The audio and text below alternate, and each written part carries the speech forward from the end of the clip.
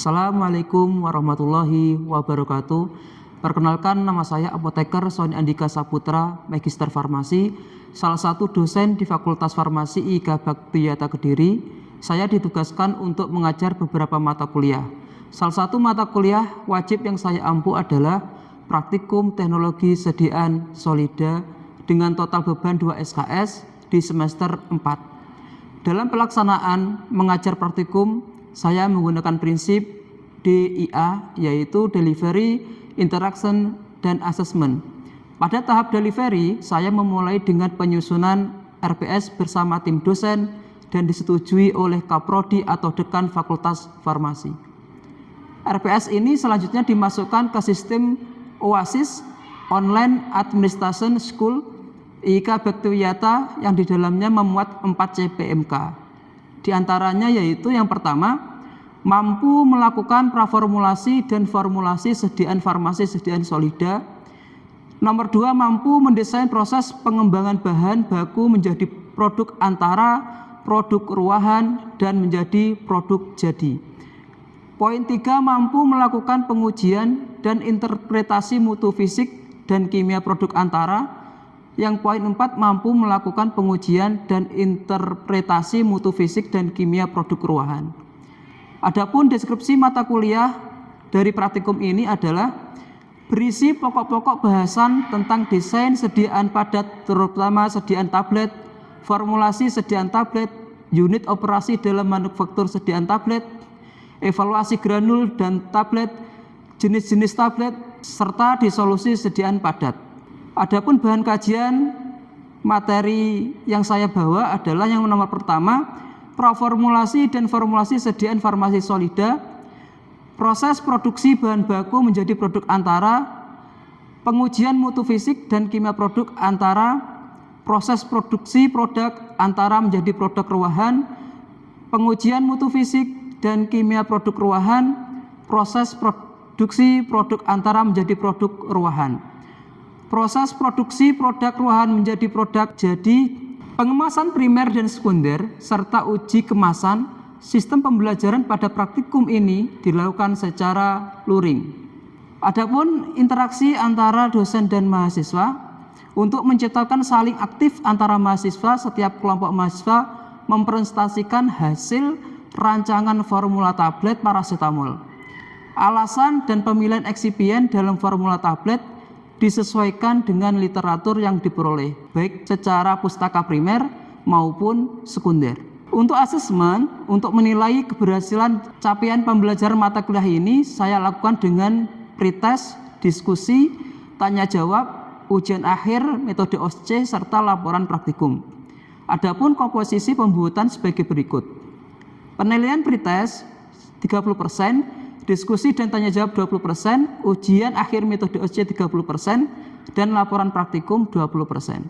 Indikator keberhasilan capaian mata kuliah ini, mahasiswa mampu mendesain formula sediaan farmasi solida, mendesain metode pembuatannya dan mendesain kemasan, mampu melakukan penimbangan bahan dan proses granulasi, mampu melakukan uji mutu fisik pada granul, mampu melakukan uji mutu fisik tablet seperti kekerasan, kerapuan, waktu hancur, keseragaman ukuran, dan mahasiswa mampu melakukan uji mutu fisik tablet, keragaman bobot, mampu melakukan pengujian pelepasan obat secara in vitro atau disebut dengan secara uji disolusi.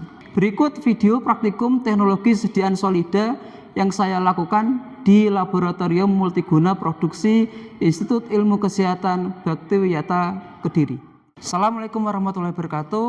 Waalaikumsalam warahmatullahi wabarakatuh. Oke ya, untuk hari ini kita akan ke pertemuan ke-10 ya teman-teman, melakukan uji mutu fisik tablet keragaman bobot tablet paracetamol. Jadi tablet paracetamol yang sudah teman-teman formulasi awal, hari ini akan dicek apakah memenuhi mutu fisik sesuai Farmakope edisi 6.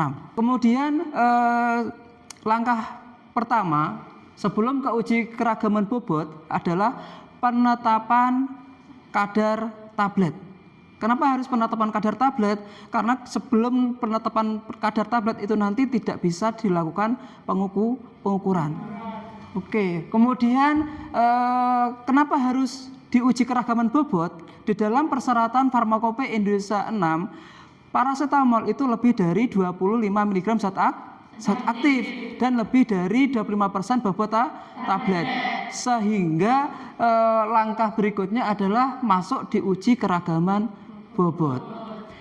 Oke, kemudian tahap berikutnya adalah menimbang 20 tablet. Jadi menimbang 20 tablet kemudian nanti diserbukkan. Jadi 20 tablet ditimbang rata-ratanya dihitung kemudian nanti diserbukkan 100 mg serbuk setara zat aktif bobot tablet paracetamol. Setelah itu dari 100 mg kemudian nanti dimasukkan ke labu ukur 50 ml, diatkan 50 ml larutan dapat. Setelah dicek larutan dapat kemudian dipipet 1 ml kemudian dimasukkan lagi 50 ml labu ukur. Jadi pengenceran nanti ada pengenceran 1 kali. Setelah ada pengenceran 1 kali kemudian nanti dipipet 1 ml tadi ya dimasukkan ke labu yang kedua kemudian diatkan 50 ml kemudian nanti dicek ke spektro. Nah, sebelum ke spektro maka teman-teman harus melakukan pembuatan baku induk. Ya, pembuatan baku induk kemudian dibuat baku seri. Baku induknya berapa? Baku induknya adalah 1000 ppm, kemudian diturunkan ke 250 ppm, kemudian nanti diturunkan ke 2 ppm, 4 ppm, 6 ppm, 8 ppm, dan 10 ppm. Korelasinya antara baku seri sama penetapan kadar tadi itu adalah untuk pengukuran lambda maksimum. Oke, ada yang tahu lambda maksimum? Kenapa harus di lambda maksimum? Ya. Mendapatkan absorbansi tertinggi, meningkatkan sensitivitas analisis, dan meningkatkan ketelitian dan akurasi. Oke, betul. Untuk penurunan lambda maksimum itu adalah ketika nanti kita praktikum ulang, itu sensitivitasnya akan akurat. Sehingga nanti sebelum penetapan kadar, ppm terkecil 2 ppm, kemudian itu nanti di scanning lambda 200 sampai 300 nanometer. Berdasarkan pustaka untuk paracetamol itu adalah 243. Nanti akan ketemu apakah nanti bergeser ke kiri atau bergeser ke kanan. Kalau ke kiri namanya apa? Hypsokromik, kalau ke kanan namanya batokromik. Ya. Oke, setelah nanti ketemu penetapan kadar, maka akan selanjutnya adalah pembuatan kurva baku. Jadi hubungan antara konsentrasi baku seri dengan absorbansi itu nanti akan dilihat nilai dari R, koefisien korelasi. Jika mendekati 1 itu akan semakin kuat. Jika menjauh dari 1 maka percayaannya akan lemah. Oke. Kemudian sebelum ke pengukuran spektrofotometri nanti teman-teman cek validasi metode. Jadi yang nanti kita akan bahas validasi metode ada akurasi, presisi, dan salah satunya nanti adalah linearitas dengan hasil dari regresi. Y sama dengan BX plus A. Oke, setelah ketemu nanti regresi linear, baru kita bisa ke uji keragaman bobot.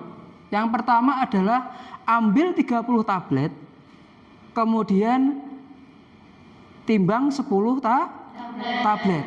10 tablet ditimbang 1 per 1, kemudian itu dicatat. Setelah dicatat, hasil dari penetapan kadar tadi bisa untuk menghitung keragaman bobot. Ketika sudah menghitung keragaman bobot, maka ada aturan yaitu L1. Ada yang tahu L1? Oke, silakan. L1 itu kurang dari 15. Oke, betul. Jadi untuk persyaratan kadar dari uji keragaman bobot, ketika satu rangkaian tadi sudah dihitung, maka nilai dari L1 adalah kurang dari 15. Bisa dilanjut untuk praktikum, teman-teman? Bisa.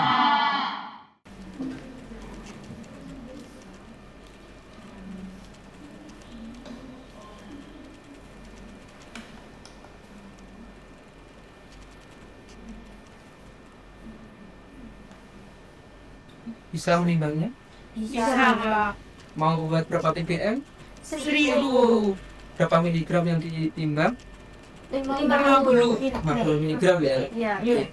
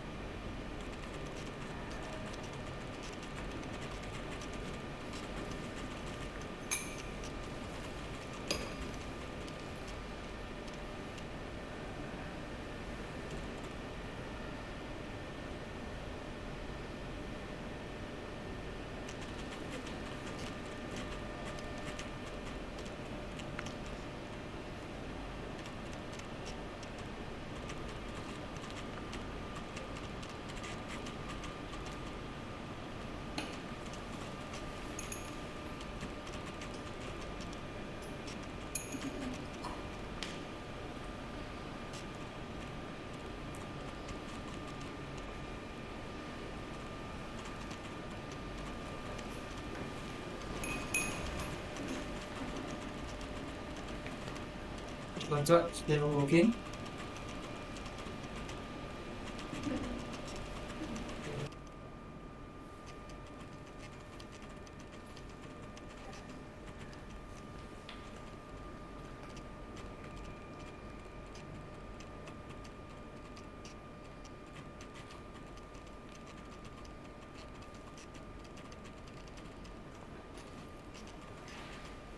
Tekan.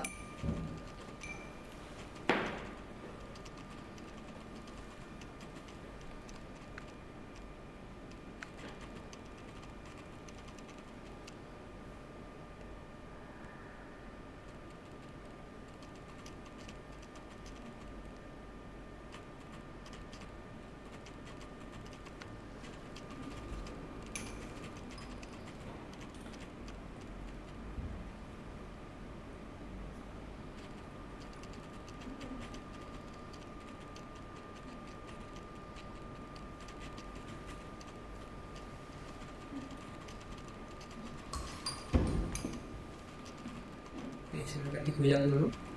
Dimungkinkan. Oke.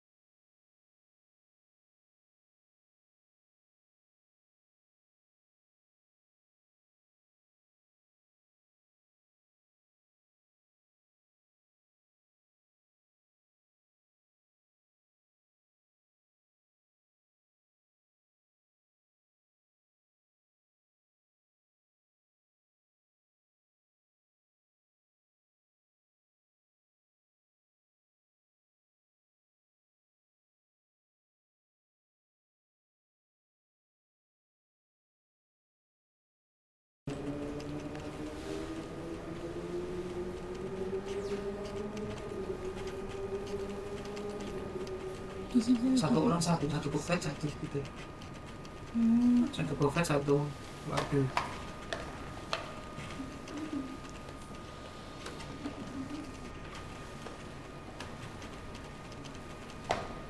Oke, bisa langsung naik. Oke, silakan diukur.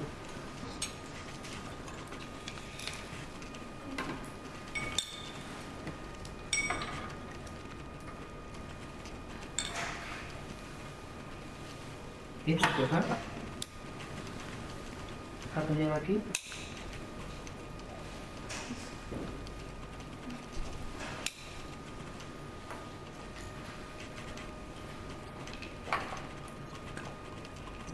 Sudah.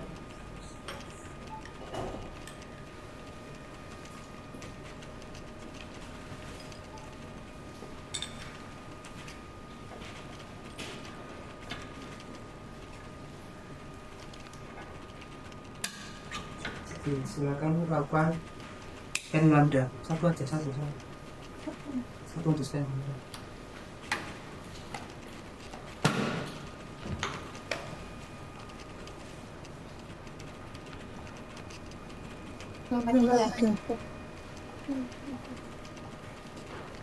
Beratus sampai 200 dulu sampai 300.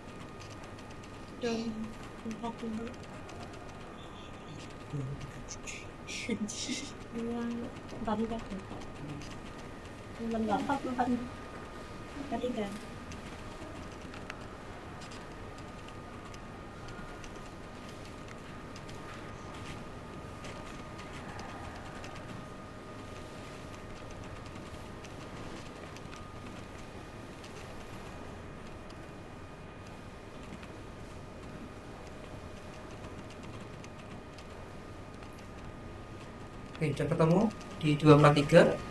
Iya.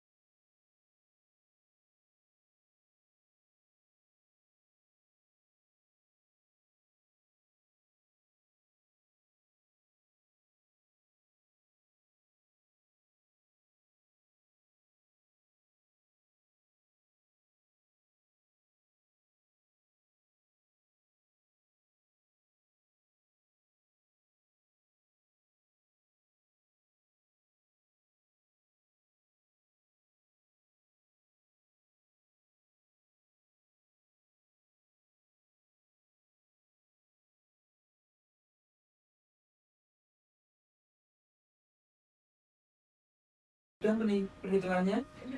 Coba saya lihat. Oke, perhitungannya 1 sampai 10 tabel sudah sesuai. Berikutnya kita akan bahas di depan. Oke, berikut adalah data dari teman-teman hasil.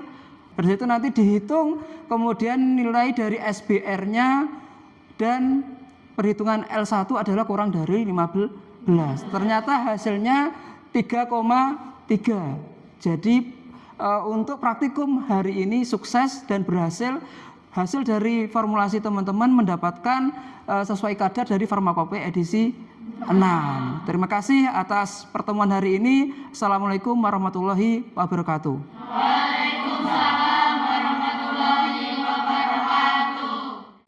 Demikian video pernyataan diri dosen dalam unjuk kerja Tridharma Perguruan Tinggi bidang pengajaran saya. Kurang lebihnya mohon maaf. Saya akhiri. Wassalamualaikum warahmatullahi wabarakatuh.